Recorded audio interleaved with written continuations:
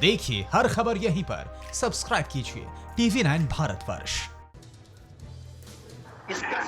देखिए, सबसे पहले तो मैं हमारे सारे पैनलिस्ट को राम राम कहता हूँ, प्रणाम करता हूँ। एक दिन और भी जब आपके साथ इस मुद्दे पर चर्चा हो रही थी TV9 पर, TV9 ने लगातार ये मुद्दा उठाया है, तो उसमें कुछ एक डेट्स मैंने बात की थी कि 16 अप्रैल से 16 मई के बीच में जो हम दवाई या वैक्सीनेशन हमें मिलनी शुरू हो जाएगी, उस पर रिसर्चेज तेज हो जाएंगी दवाई पर खास तौर से। 16 मई से 16 जून के बीच में हमारे योग बनते हैं किसी वैक्सीन के मिलने के, या हमारे पास एग्जैक्ट दवाई आएगी। अभी तक कोई मेडिसिन एग्जैक्ट हमारे पास है नहीं। 16 मई से 16 जून के बीच में तो एग्जैक्ट मेडिसिन आएगी या कोई वैक्सीनेशन बनना शुरू होगा। यद्यपि वैक्सीनेशन इतनी जल्दी शुरू हो नहीं पाता है कॉमन मार्कर्स पर, डॉक्टर्स और भी सब तरीके से बता सकते हैं, लेकिन फिर भी 20 जून के बाद इसका प्रकोप थोड़ा सा कम होना शुरू होगा और 16 सितंबर तक हमें लगातार इससे सावधान रहना होगा। यद्यपि जो सर मॉडल का SIR मॉडल का प्रयोग करते हुए सिंगापुर यूनिवर्सिटी ने भी ऑलमोस्ट जो डेट्स दी हैं, लगभग आसपास की डेट्स दी हैं, यद्यपि सर मॉडल जो है, जैसे डॉक्टर सुशीला जी ने कहा, ये बहुत रिलायबल मॉडल नहीं रहा है। ये परम्यूटेशन कॉम्बिनेशन के आधार पर है और इस वक्त क्या पोजीशन है और वो पोजीशन मेंटेन रही तो ये रिजल्ट कितने समय में आएंगे, ऐसा ये मॉडल कहता है।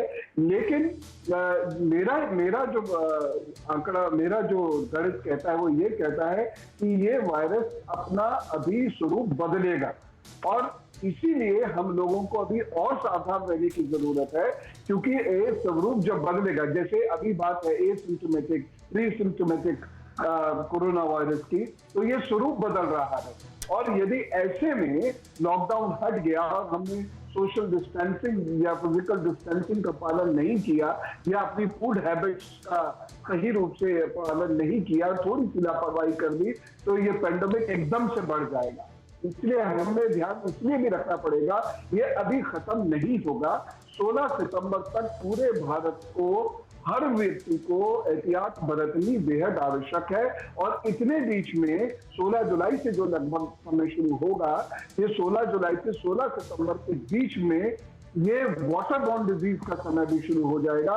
इसलिए और भी ज्यादा सावधान रहने की आवश्यकता है कि कहीं पानी से कोई रोग ऐसा ना उत्पन्न हो या यही वायरस मैं एग्जैक्टली तो नहीं सर, मैं आप लोगों की बातों को अपने दर्शकों को एक बॉक्स में रख के प्रेजेंट करना चाहता हूं।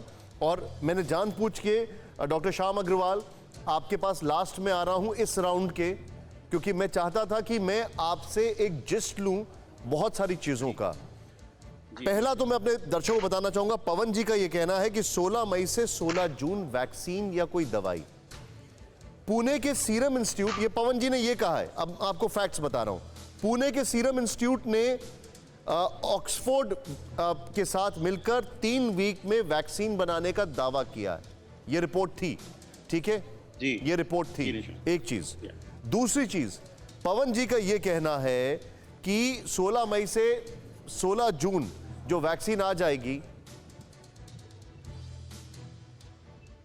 निशान जी, उसमें यहां पर मैं आपको बताना चाहूंगा, जो गौर करने वाली बात है, एक इंफॉर्मेशन यह है कि ICMR ने 8 अप्रैल को कहा है, जो प्रोटोकॉल है उसको अप्रूव कर दिया है प्लाज्मा थेरेपी के जरिए चीजों को करने का।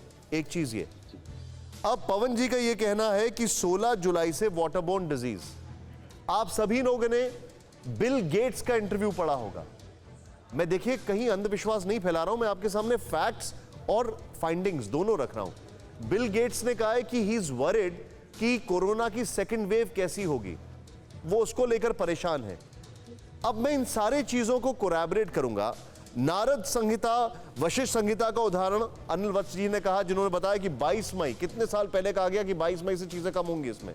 अब मैं डॉक्टर श्याम अग्रवाल के पास जाऊंगा। डॉक्टर अग्रवाल, मुझे एक चीज आप समझाइए। जी सर, मैं आपसे एक चीज समझना चाहूंगा। मैं वापस आता हूं जिससे मैंने शो शुरू किया था। सिंगापुर में जो कहा गया, सिंगापुर में यह कहा गया कि भाई 31 जुलाई तक 100%, 24 मई तक 97%। हम लोग लॉकडाउन तो देखो- फॉलो कर रहे हैं, लेकिन ये बिल्कुल जो निशांत। वैक्सीनेशन की बात है, ये जो प्लाज्मा थेरेपी की बात है, क्या आपको लगता है कि इसके चलते हम लोग एक ब्रेक थ्रू की एज पर आ गए?